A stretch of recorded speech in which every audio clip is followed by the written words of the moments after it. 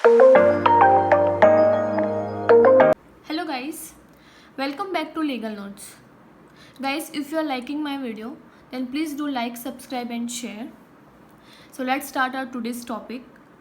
So before going ahead, we have done First Amendment Act, 17th Amendment Act and 24th Amendment Act, जिसमें हमारा ये केशवानंद भारती वाला case रह गया था 24th Amendment Act में. So Keshavananda Bharati versus state of Kerala 1973, where doctrine of basic structure created. तो यहीं पे doctrine of basic structure create हुआ था.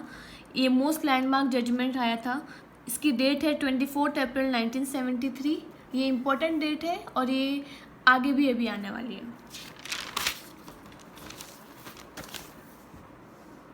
सो it was introduce for the first time by M.K. नंबायर.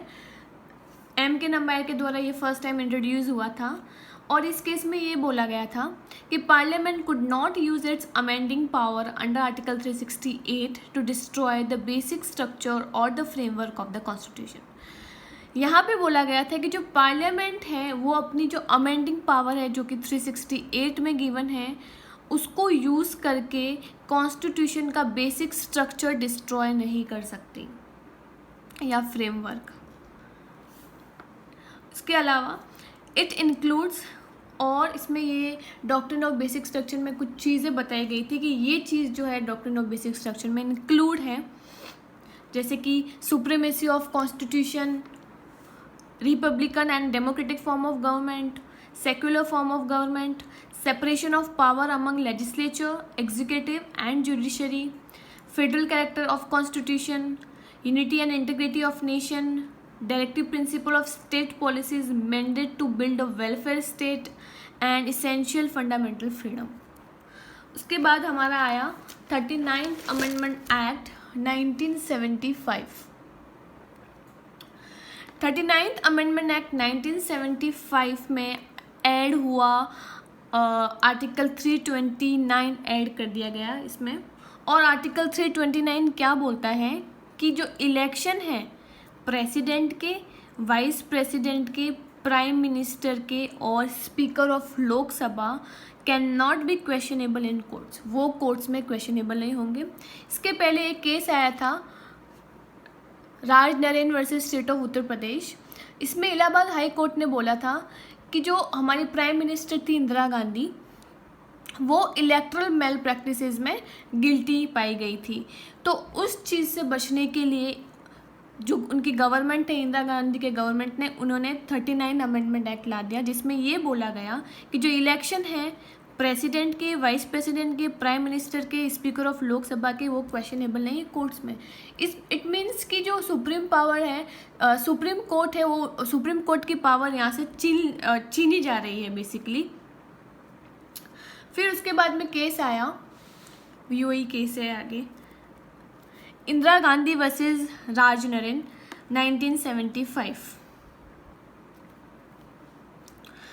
ये भी फर्स्ट लैंडमार्क जजमेंट है जहाँ पे केशवानंद भारती वाला केस एप्लीकेबल हुआ था. ठीक है, ये भी लैंडमार्क जजमेंट है जहाँ पे केशवानंद भारती वाला केस एप्लीकेबल हुआ था. मीन्स ये बोला गया डिक्लेयर 329A जो कि ऐड हुआ था 39th अमेंडमेंट एक्ट 1975 में, clause 4 as unconstitutional as it violated the basic structure.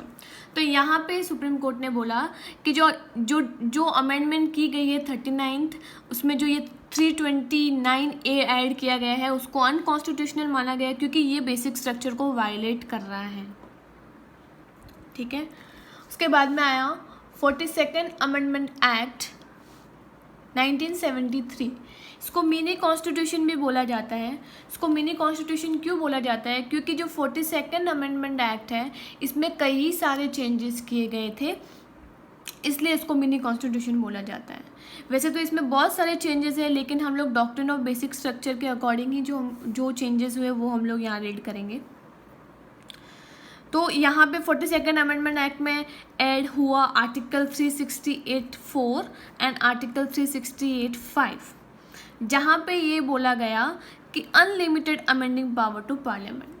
इसका मतलब पार्लियामेंट के पास अनलिमिटेड अमेंडिंग पावर है. ठीक है, और साथ ही no judicial review of amendment, जो अमेंडमेंट होंगे उनके कोई जुडिशियल रिव्यू नहीं होंगे। और आर्टिकल 3(1)(c) भी अमेंड हुआ। मीन्स ये दोनों के बीच में, सुप्रीम कोर्ट और पार्लियामेंट के बीच में डिस्प्यूट चल रहा है कंटिन्यू। वो अमेंडमेंट ला रही है और सुप्रीम कोर्ट उसको हेल्ड कर रहा है कि नहीं ये गलत है, फिर वो अमेंडमेंट ला रही है, फिर हेल्ड कर रहे हैं। तो 42nd अमेंडमेंट एक्ट में क्या बोला कि पार्लियामेंट के पास अनलिमिटेड पावर है कि वो अमेंडमेंट कर सकती है और जुडिशियल रिव्यू नहीं होगा अमेंडमेंट का। अब इसमें एक केस आता है 42nd अमेंडमेंट एक्ट में, Minerva mills versus union of India 1980 का केस है। यहाँ पे बोला गया amending power of parliament can't be unlimited. जो उन्होंने 42nd अमेंडमेंट एक्ट में पार्लियामेंट ने बोला था कि पार्लियामेंट के पास अनलिमिटेड अमेंडिंग पावर है, वही Minerva mills versus union of India के केस में सुप्रीम कोर्ट ने बोला कि जो अमेंडिंग पावर है पार्लियामेंट की वो अनलिमिटेड नहीं हो सकती। ठीक है, फिर डिक्लेयर किया, डिक्लेयर 368(4) एंड 368(5) अनकॉन्स्टिट्यूशनल। तो जो आर्टिकल 368(4), 365 को अनकॉन्स्टिट्यूशनल बताया गया क्योंकि ये जो जुडिशियल रिव्यू है वो नेगलेक्ट हो रही है इसमें, because it is taking away judicial review which is a basic feature, जो कि एक बेसिक फीचर है। Judicial review is very important क्योंकि जुडिशियल रिव्यू से जो कॉन्स्टिट्यूशन की सुप्रीमेसी मेंटेन हो रही है।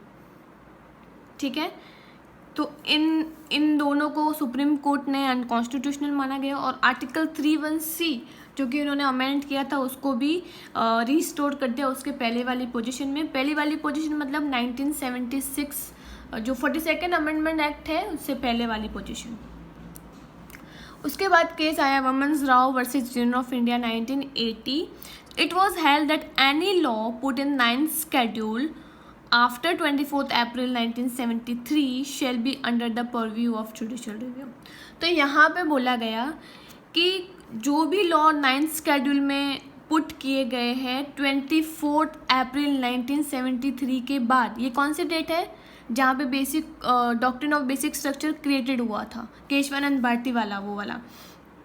तो यहाँ बोला गया कि इट वॉज हेल्ड दैट जो भी लॉ 9th schedule में हमने रखे हैं, पुट किए हैं after 24th April 1973 shall be under the purview of judicial review, वो जुडिशियल रिव्यू के अंडर में आएंगे। इसका मतलब 24th अप्रैल 1973 के जो पहले वाले केसेस हैं वो जुडिशियल रिव्यू के अंडर में नहीं आएंगे। उसके बाद केस आया कोइल्हो वर्सेस स्टेट ऑफ तमिलनाडु, ये 2007 का केस है। 9 जज की बेंच थी, इन्होंने रीइटरेट किया वुमेन्स राव जजमेंट को। जो वुमेन्स राव का जजमेंट था उसको रीइटरेट किया, रीइटरेट मीन्स रिपीट किया। तो कॉन्क्लूजन क्या है कि वेदर पार्लियामेंट इज सुप्रीम और whether supreme court is supreme. क्या कॉन्क्लूजन है? कॉन्क्लूजन ये है no parliament supreme, no judicial supreme. Supreme is only constitution, ना ही पार्लियामेंट सुप्रीम है ना जुडिशियल सुप्रीम है, सुप्रीम सिर्फ हमारा कॉन्स्टिट्यूशन है।